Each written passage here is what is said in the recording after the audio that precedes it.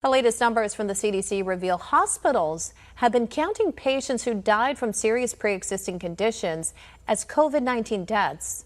One America's Pearson Sharp has more as the CDC counts over 51,000 patients who died from heart attacks as opposed to coronavirus.